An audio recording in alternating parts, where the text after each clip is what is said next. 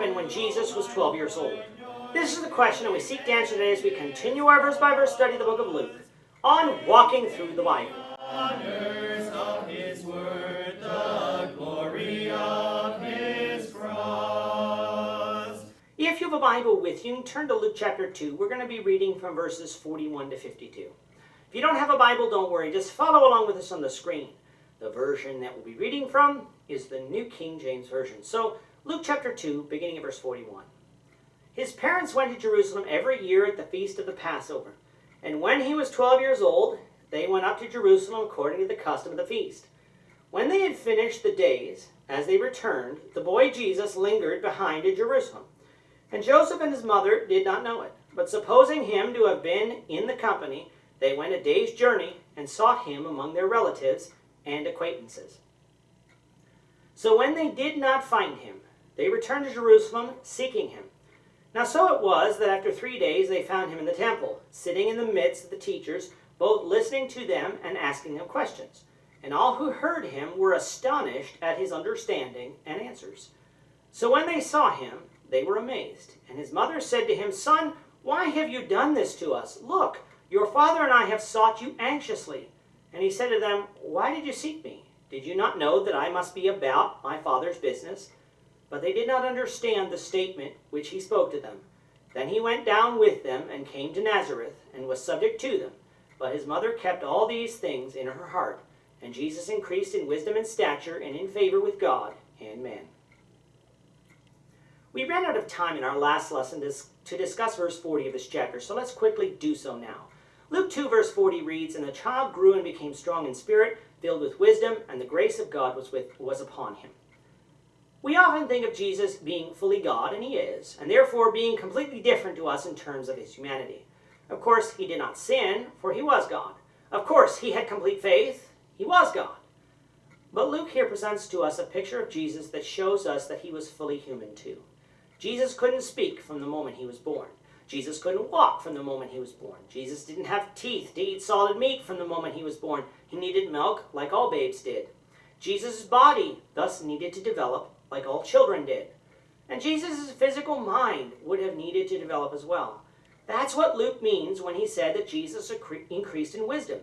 Jesus was human, just like you and me, and was subject to the normal development of life. But as we'll see in today's lesson, he grows to a knowledge well beyond his years because he is God.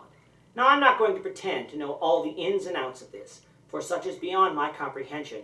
But what I do know is that Jesus was fully man and fully God for his entire time on this earth.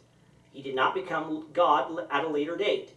The rest I can accept on faith because the scriptures tell me so. Coming now to verse 41, we jump ahead in time 12 years. It's Passover time, and following Exodus 23 verse 17, it was a time that all males of Israel were required to appear before the Lord in Jerusalem. Families would thus travel to Jerusalem at this time of the year, and Jesus' family was no exception. The Feast of Passover also coincided with the Feast of Unleavened Bread, so families would be in Jerusalem for 8 days. Now, if you lived in Israel, it would be 50 days until the Feast of Weeks, or Pentecost, which would require you to return to Jerusalem. So in the meantime, you went home. So Joseph, Mary, and their relatives and close friends, after the feast, set off towards Nazareth, a 5-day trip in good weather, not knowing that Jesus wasn't with them. How could they not know?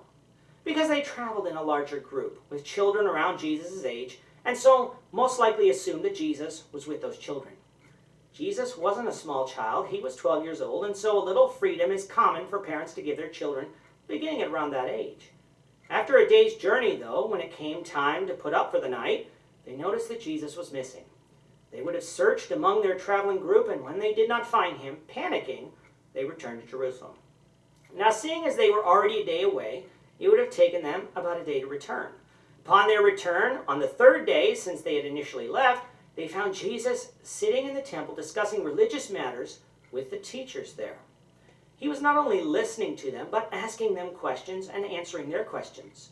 From his questions, they knew that he was one of great understanding, for a typical 12-year-old wouldn't ask such questions. Jesus was God, however, and so such a unique understanding about the law of Moses should be expected, even though the teachers of the law did not know this fact. When Joseph and Mary found Jesus, they were naturally upset with him. If Mary would have been here today, she might have said to Jesus that he had worried her sick. While Jesus' answer might have sounded snarky or insolent, it was not, for Mary and Joseph both knew who Jesus was. By the time that Jesus was 12 years old, he was becoming a young man, and although he was not yet ready to reveal himself fully, he did have a task to do. That's what he means when he tells Mary that he must be about his Father's business.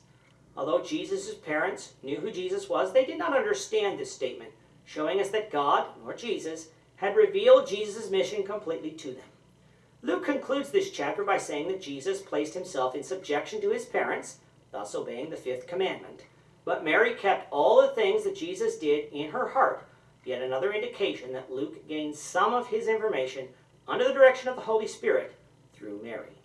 Jesus, though, continued to grow physically and mentally and increased in favor with both God and man, again showing us that Jesus was fully man, while at the same time being fully God. With that, our time is up for today. The Lord willing, we hope you'll join us for tomorrow's discussion of Luke chapter 3, verses 1 to 6, as we continue our walk through the Bible, one verse at a time. Thank you for watching today's episode. We hope that you found it edifying and ask that you not only subscribe to our channel and podcast, but that you like and share this episode among your friends, so that the saving gospel of Jesus Christ can go out to the whole world. Of his cross.